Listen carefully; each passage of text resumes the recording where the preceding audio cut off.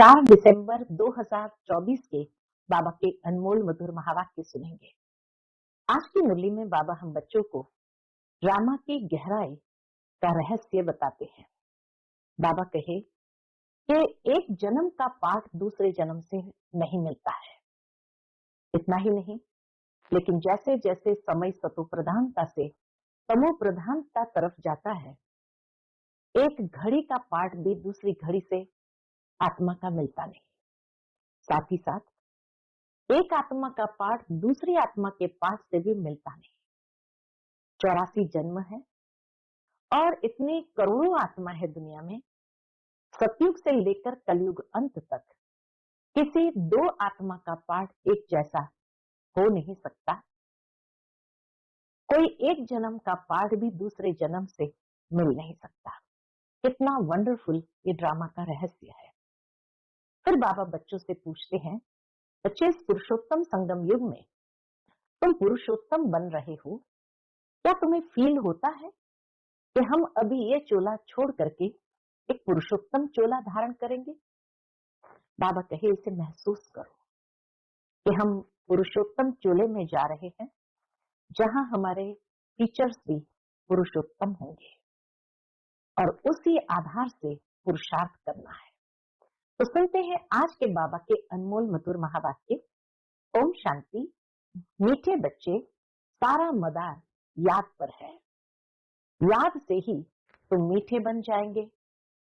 इस याद में ही माया की युद्ध चलती है। आज की मुरली से प्रश्न है, इस ड्रामा में कौन सा राज बहुत विचार करने योग्य है, जिसे तुम बच्चे ही जानते हो? उत्तर है, तुम जानते हो कि ड्रामा में एक पार्ट 2 बार बज न सके। सारी दुनिया में जो भी पार्ट बजता है वह 1-2 से नया है। तुम विचार करते हो कि सतयुग से लेकर अब तक कैसे दिन बदलते जाते हैं, सारी एक्टिविटी बदल जाती है। आत्मा में 5000 वर्ष की एक्टिविटी का रिकॉर्ड भरा हुआ है, जो कभी बदल नहीं सकता। यह छोटी सी बात तुम बच्चों के सिवाय और किसी की बुद्धि में नहीं आ सकती। ओम शांति। रूहानी बाप रूहानी बच्चों से पूछते हैं, क्या पूछते हैं? मीठे मीठे बच्चे, तुम अपना भविष्य का पुरुषोत्तम मुख, पुरुषोत्तम चोला देखते हो? यह पुरुषोत्तम संगम युग है ना? तुम फील करते हो कि हम फिर नई दुनिया सतयुग में इनकी वंशावली में जाएंगे, लक्ष्मी नारायण की वंशावली में जाएंगे, जिसको सुखधाम कहा जाता है। वहां के लिए ही तुम अभी पुरुषोत्तम बन रहे हो। बैठे बैठे ये विचार आना चाहिए। स्टूडेंट जब पढ़ते हैं तो उनकी बुद्धि में यह जरूर रहता है, कल हम यह बनेंगे। लक्ष्य हमेशा बुद्धि में रहता है कोई भी स्टूडेंट्स को। वैसे तुम भी जब यहाँ बैठते हो तो भी जानते हो कि हम विष्णु की डिनाइस्टी में जाएंगे। तुम्हारी बुद्धि अब अलौकिक है और किसी मनुष्य की बुद्धि में यह बातें रमण नहीं करती होगी। यह कोई कॉमन सत्संग नहीं है। यहाँ बैठे हो, समझते हो सत बाबा जिसको शिव कहते हैं, हम उनके संग में बैठे हैं। शिव बाबा ही रचयिता है, वही इस रचना के आदि मध्य अंत को जानते हैं। वही यह नॉलेज देते हैं, जैसे कि कल की ही बात सुनाते हैं। यहाँ बैठे हो, यह तो याद होगा ना? बाबा कहे, यहाँ बैठे हो, यह तो याद होगा ना? इस वक्त हम आए हैं रीजेन्युएट होने, अर्थात हमारा नवीनीकरण हो रहा है। तो हम आए हैं रीजेन्युएट होने, अर्थात ये शरीर बदल दैवी शरीर लेने। आत्मा कहती है, हमारा ये तमो प्रधान पुराना शरीर है, इसको बदलकर ऐसा शरीर लेना है। कितनी सहज एम ऑब्जेक्ट है। पढ़ाने वाला टीचर जरूर पढ़ने वाले स्टूडेंट से होशियार होगा ना? पढ़ाने वाला टीचर जरूर पढ़ने वाले स्टूडेंट से होशियार होगा ना? पढ़ाते हैं, अच्छे कर्म भी सिखलाते हैं। ये पढ़ाई है ही हमारी अच्छे कर्म की, कैसे अच्छे कर्म करें। पढ़ाते हैं अच्छे कर्म भी सिखलाते हैं। अभी तुम समझते हो हमको ऊंच से ऊंच भगवान पढ़ाते हैं, तो जरूर देवी देवता ही बनाएंगे। ये पढ़ाई है ही नई दुनिया के लिए, और किसको नई दुनिया का जरा भी पता नहीं है। ये लक्ष्मी नारायण नई दुनिया के मालिक थे। देवी देवताएं भी तो नंबरवार होंगे ना, सब एक जैसे तो हो भी न सके, क्योंकि राजधानी है ना। ये ख्यालात तुम्हारे चलते रहने चाहिए। हम आत्मा अभी पतित से पावन बनने के लिए पावन बाप को याद करते हैं। आत्मा याद करती है अपने स्वीट बाप को। बाप खुद कहते हैं तुम मुझे याद करेंगे तो पावन सतु प्रधान बन जाएंगे। सारा मदार याद की यात्रा पर है। बाप जरूर पूछेंगे। क्या पूछेंगे? बच्चे, मुझे कितना समय याद करते हो? याद की यात्रा में ही माया की युद्ध चलती है। तुम युद्ध भी समझते हो, यह यात्रा नहीं परंतु जैसे कि लड़ाई है। इसमें ही बहुत खबरदार रहना है। नॉलेज में माया के तूफान आदि की बात नहीं। बच्चे कहते भी है बाबा हम आपको याद करते हैं, परंतु माया का एक ही तूफान नीचे गिरा देता है। नंबर 1 तूफान है कौन सा? बाबा कहे नंबर 1 तूफान है बेअभिमान का, फिर है काम क्रोध लोभ मोह का। बच्चे कहते हैं बाबा हम बहुत कोशिश करते हैं याद में रहने की, कोई विघ्न ना आए, परंतु फिर भी तूफान आ जाते हैं। आज क्रोध का, कभी लोभ का तूफान आया। बाबा आज हमारी अवस्था बहुत अच्छी रही, कोई भी तूफान सारा दिन नहीं आया, बड़ी खुशी रही। बाप को बड़े प्यार से याद किया, स्नेह के आंसू भी आते रहे। बाप की याद से ही बहुत मीठे बन जाएंगे। ऐसी रूरिहान बच्चे बाबा से करते हैं कि बाबा आज हमें कोई तूफान नहीं आया, आज क्रोध का कभी लोभ का तूफान आया। बाबा आज हमारी अवस्था बहुत अच्छी रही, बड़ी खुशी रही। बाबा को बड़े प्यार से याद किया, स्नेह के आंसू भी आते रहे। बाप की याद से बहुत मीठे बन जाएंगे। यह भी समझते हैं हम माया से हार खाते खाते कहां तक आकर पहुंचे हैं, ये कोई समझते थोड़ी है। मनुष्य तो लाखों वर्ष कह देते हैं या परंपरा कह देते, तुम कहेंगे हम फिर से अभी मनुष्य से देवता बन रहे हैं। ये नॉलेज बाप ही आकर के देते हैं। विचित्र बाप ही विचित्र नॉलेज देते हैं। विचित्र निराकार को कहा जाता है, जिसको अपना कोई चित्र नहीं है, तो विचित्र निराकार को कहा जाता है। निराकार कैसे ये नॉलेज देते हैं? बाप खुद समझाते हैं। क्या समझाते हैं? मैं कैसे इस तन में आता हूं। फिर भी मनुष्य मूंझते हैं, क्या एक इसी तन में आएगा? परंतु ड्रामा में यही तन निमित्त बनता है, जरा भी चेंज हो नहीं सकती। ये बातें तुम ही समझकर और दूसरों को समझाते हो। आत्मा ही पढ़ती है, आत्मा ही सीखती सिखलाती है। आत्मा मोस्ट वैल्यूएबल है। आत्मा अविनाशी है। सिर्फ शरीर खत्म होता है। हम आत्माएं अपने परमपिता परमात्मा से रचता और रचना के आदि मध्य अंत के 84 जन्मों की नॉलेज ले रहे हैं। नॉलेज कौन लेते हैं? हम आत्मा।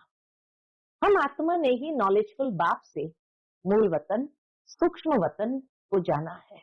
बाबा से ही हमने मूल वतन सूक्ष्म वतन को जाना है। मनुष्य को पता ही नहीं कि हमें अपने को आत्मा समझना है। मनुष्य तो अपने को शरीर समझ उल्टे लटक पड़े हैं। गायन है आत्मा सत चित आनंद स्वरूप है।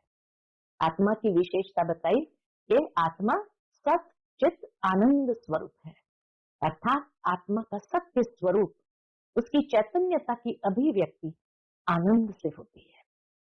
जब आनंद में है तो जैसे आत्मा जीवंत है, चैतन्य है, यही उसका सत्य स्वरूप है। परमात्मा की सबसे जास्ती महिमा है। एक बाप की कितनी महिमा है? वही दुख हरता सुख करता है। मच्छर आदि की तो इतनी महिमा नहीं करेंगे कि वह दुख हरता, सुख करता, ज्ञान का सागर है। नहीं, यह है बाप की महिमा। तुम बच्चे भी मास्टर दुख हरता सुख करता हो। तुम बच्चों को भी ये नॉलेज नहीं थी, जैसे बेबी बुद्धि थे। बच्चे में नॉलेज नहीं होती और कोई अवगुण भी नहीं होता है, इसलिए उसे महात्मा कहा जाता है, क्योंकि पवित्र है। जितना छोटा बच्चा उतना नंबर 1 फूल है। बिल्कुल ही जैसे कर्मातीत अवस्था है, कर्म के लेप छेप से भी जैसे परे है। कर्म अकर्म विकर्म को कुछ भी नहीं जानते हैं। छोटा बच्चा इतना इनोसेंट जो कर्म अकर्म विकर्म को कुछ भी नहीं जानते, इसलिए वह फूल है। सबको कशिश करते हैं, अर्थात आकर्षित करते हैं। जैसे एक बाप सभी को कशिश करते हैं, आकर्षित करते हैं। बाप आए ही है सभी को कशिश कर खुशबूदार फूल बनाने। कई तो कांटे के कांटे ही रह जाते हैं। 5 विकारों के वशीभूत होने वाले को कांटा कहा जाता है। कांटा यानी जो 5 विकारों के वशीभूत है उनको कांटा कहा जाता है। नंबर 1 कांटा है देह अभिमान का, जिससे और कांटों का जन्म होता है। कांटों का जंगल बहुत दुख देता है। किस्म किस्म के कांटे जंगल में होते हैं ना, इसलिए इसको दुख धाम कहा जाता है। नई दुनिया में कांटे नहीं होते, इसलिए उसको सुखधाम कहा जाता है। शिव बाबा फूलों का बगीचा लगाते हैं, रावण कांटों का जंगल लगाता है, इसीलिए रावण को कांटों की झाड़ियों से जलाते हैं और बाप पर फूल चढ़ाते हैं। इन बातों को बाप जाने और बच्चे जाने, और न जाने कोई। तुम बच्चे जानते हो ड्रामा में एक पार्ट 2 बार बज ना सके। बुद्धि में है सारी दुनिया में जो पार्ट बजता है वह 1-2 से नया है। तुम विचार करो, सतयुग से लेकर अब तक कैसे दिन बदल जाता है। सारी एक्टिविटी ही बदल जाती है। 5000 वर्ष की एक्टिविटी का रिकॉर्ड आत्मा में भरा हुआ है, वह कभी बदल नहीं सकता। हर आत्मा में अपना अपना पार्ट भरा हुआ है। यह छोटी सी बात भी कोई की बुद्धि में आ न सके। इस ड्रामा के पास्ट, प्रेजेंट और फ्यूचर, भूतकाल, वर्तमान काल और भविष्य काल को तुम जानते हो। ये स्कूल है ना। पवित्र बन बाप को याद करने की पढ़ाई बाप पढ़ाते हैं। यह बातें कभी सोची थी कि बाप आकर ऐसे पतित से पावन बनाने की पढ़ाई पढ़ाएंगे। इस पढ़ाई से ही हम विश्व के मालिक बनेंगे। भक्ति मार्ग के पुस्तक ही अलग है, उसको कभी पढ़ाई नहीं कहा जाता है। शास्त्रों को कभी पढ़ाई नहीं कहा जाता है। ज्ञान के बिना सदगति हो भी कैसे। बाप बिना ज्ञान कहां से आए। शास्त्रों के नॉलेज को पढ़ाई नहीं कहेंगे। ज्ञान के बिना सदगति नहीं हो सकती, और परमात्मा बाप के बिना ज्ञान कहां से आए जिससे सदगति हो। सदगति में जब तुम होंगे तब भक्ति करेंगे। पूछते बाबा, जब तुम सदगति में होंगे, स्वर्ग में होंगे, तब भक्ति करेंगे? नहीं, वहां है ही अपार सुख, फिर भक्ति किस लिए करें। वहां कोई भी प्रकार का दुख तो है नहीं। ये ज्ञान अभी ही तुम्हें मिलता है। सारा ज्ञान आत्मा में रहता है। आत्मा का कोई धर्म नहीं होता। आत्मा जब शरीर धारण करती है फिर कहते हैं फलाना इस धर्म का है। जितने भी दुनिया के लौकिक धर्म है, हिंदू, मुस्लिम, सिख, ईसाई, बाबा कहे ये सब देह के धर्म है, ये सब आत्मा के धर्म नहीं है। आत्मा का धर्म क्या है? एक तो आत्मा बिंदी मिसल है और शांत स्वरूप है, शांति धाम में रहती है। तो आत्मा का स्वधर्म शांति है। अभी बाप समझाते हैं सभी बच्चों का बाप पर हक है। बहुत बच्चे हैं जो और धर्मों में कन्वर्ट हो गए हैं, वह फिर निकलकर अपने असली धर्म में आ जाएंगे। जो देवी देवता धर्म छोड़ दूसरे धर्म में गए हैं वह सभी पत्ते लौट अपनी जगह पर आ जाएंगे। तुम्हें पहले पहले तो बाप का परिचय देना है। इन बातों में ही सब मूंझे हुए हैं। बाप का परिचय ही किसी के पास नहीं है, इसलिए सब मूंझे हुए हैं। तुम बच्चे समझते हो, अभी हमें कौन पढ़ाते हैं? बेहद का बाप। श्री कृष्ण तो देहधारी है, इनको यानी ब्रह्मा बाबा को भी दादा कहेंगे। तुम सब भाई भाई हो ना। फिर है मर्तबे के ऊपर, भाई का शरीर कैसा है, बहन का शरीर कैसा है। आत्मा तो एक छोटा सितारा है, इतनी सारी नॉलेज एक छोटे से सितारे में है। सितारा शरीर के बिगर बात भी नहीं कर सकता। सितारे को पार्ट बजाने के लिए इतने ढेर ऑर्गन्स मिले हुए हैं। तुम सितारों की दुनिया ही अलग है, परमधाम सितारों की दुनिया ही अलग है। आत्मा यहाँ आकर फिर शरीर धारण करती है, शरीर छोटा बड़ा होता है, आत्मा ही अपने बाप को याद करती है, वह भी जब तक शरीर में है। घर में आत्मा बाप को याद करेगी नहीं, परमधाम में कोई भी आत्मा बाप को याद नहीं करेंगी, वहां कुछ भी मालूम ही नहीं पड़ता हम कहाँ हैं। आत्मा और परमात्मा दोनों जब शरीर में है, तब आत्माओं और परमात्मा का मेला कहा जाता है। गायन भी है, आत्मा और परमात्मा अलग रहे बहुकाल। कितना समय अलग रहे, याद आता है कितना समय अलग रहे? सेकंड सेकंड पास होते 5000 वर्ष बीत गए। फिर 1 नंबर से शुरू करना है, एक्यूरेट हिसाब है। अभी तुमसे कोई पूछे इसने कब जन्म लिया था, तो तुम एक्यूरेट बता सकते हो। श्री कृष्ण ही पहले नंबर में जन्म लेता है। शिव का तो कुछ भी मिनट सेकंड नहीं निकाल सकते। श्री कृष्ण के लिए तिथि तारीख मिनट सेकंड निकाल सकते हो। मनुष्य की घड़ी में फर्क पड़ सकता है, शिव बाबा के अवतरण में बिल्कुल फर्क नहीं पड़ सकता। मनुष्य की घड़ी में फिर भी फर्क पड़ सकता है, लेकिन बाबा अपने एक्यूरेट टाइम पर अवतरित होते हैं। पता ही नहीं पड़ता कब आया, ऐसे भी नहीं साक्षात्कार हुआ तब आया, नहीं, अंदाज लगा सकते हैं, मिनट सेकंड का हिसाब नहीं बता सकते। उनका अवतरण भी अलौकिक है, वह आते ही है बेहद की रात के समय। बाकी और भी जो अवतरण आदि होते हैं, उनका पता पड़ता है। आत्मा शरीर में प्रवेश करती है, छोटा चोला पहनती है, फिर धीरे धीरे बड़ा होता है। शरीर के साथ आत्मा बाहर आती है। इन सभी बातों को विचार सागर मंथन कर फिर औरों को समझाना होता है। बाबा कहे इन सभी बातों पर विचार सागर मंथन कर फिर औरों को समझाना होता है। कितने ढेर मनुष्य है, एक न मिले दूसरे से। कितना बड़ा मांडवा है, जैसे बड़ा हॉल है जिसमें बेहद का नाटक चलता है। तुम बच्चे यहाँ आते हो नर से नारायण बनने के लिए। बाप जो नई सृष्टि रचते हैं उसमें ऊंच पद लेने के लिए। बाकी यह जो पुरानी दुनिया है वो तो विनाश होनी है। बाबा द्वारा नई दुनिया की स्थापना हो रही है, बाबा को फिर पालना भी करनी है। जरूर जब ये शरीर छोड़े तब फिर सतयुग में नया शरीर लेकर पालना करे। उसके पहले इस पुरानी दुनिया का विनाश भी होना है।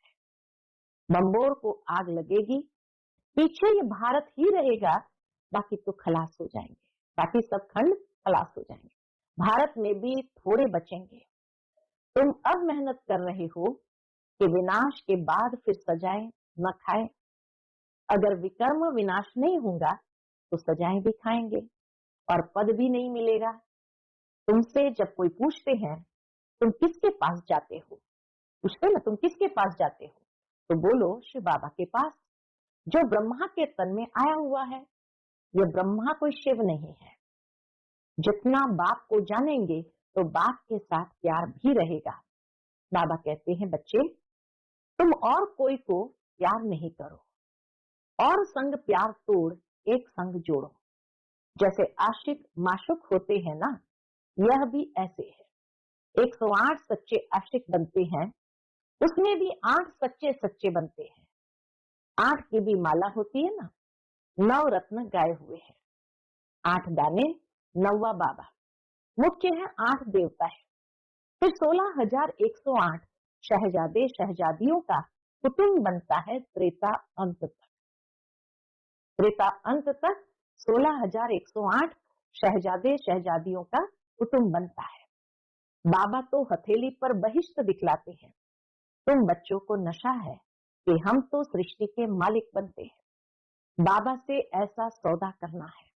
कहते हैं कोई विरला व्यापारी ये सौदा करे, ऐसा कोई व्यापारी थोड़ी है। तो बच्चे ऐसे उमंग में रहो, हम जाते हैं बाबा के पास। ऊपर वाला बाबा, दुनिया को मालूम नहीं है, वो कहेंगे कि वह तो अंत में आता है। अब वही कलयुग का अंत है, वही गीता महाभारत का समय है, वही यादव जो मुसल निकाल रहे हैं, वही कौरव का राज्य और वही तुम पांडव खड़े हैं। तुम बच्चे अभी घर बैठे अपनी कमाई कर रहे हो, भगवान घर बैठे आया हुआ है। इसलिए बाबा कहते हैं कि अपनी कमाई कर लो। यही हीरे जैसा जन्म अमोलक गाया हुआ है, अब इसको कौड़ी बदले खोना नहीं है। अब तुम इस सारी दुनिया को राम राज्य बनाते हो, तुमको शिव से शक्ति मिल रही है। बाकी आजकल कईयों की अकाले मृत्यु भी हो जाती है। बाबा बुद्धि का ताला खोलता है और माया बुद्धि का ताला बंद कर देती है। अब तुम माताओं को ही ज्ञान का कलश मिला हुआ है, अबलाओं को बल देने वाला वह है। यही ज्ञान अमृत है। शास्त्रों के ज्ञान को कोई अमृत नहीं कहा जाता। बाबा कहे यही ज्ञान अमृत है। अच्छा, मीठे मीठे सिकिलदे बच्चों प्रति माता पिता बाप दादा का याद प्यार और गुड मॉर्निंग। रूहानी बाप की रूहानी बच्चों को नमस्ते। हम सभी रूहानी बच्चों की रूहानी माता पिता बाप दादा को याद प्यार, गुड मॉर्निंग और नमस्ते नमस्ते। शुक्रिया बाबा, शुक्रिया। आज की मुरली से धारणा के लिए मुख्य सार है। पहली पॉइंट, एक बाप की कशिश में रहकर, आकर्षण में रहकर खुशबूदार फूल बनना है। अपने स्वीट बाप को याद कर देह अभिमान के कांटे को जला देना है। दूसरी पॉइंट, इस हीरे तुल्य जन्म में अविनाशी कमाई जमा करनी है, कौड़ियों के बदले इसे गंवाना नहीं है। एक बाप से सच्चा प्यार करना है, एक के संग में रहना है। आज का बाप दादा का मधुर वरदान हम बच्चों के प्रति है, ब्राह्मण जीवन में सदा खुशी की खुराक खाने और खुशी बांटने वाले खुश नसीब भव।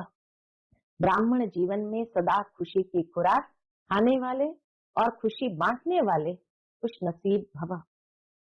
इस दुनिया में आप ब्राह्मणों जैसा खुश नसीब कोई नहीं है ना।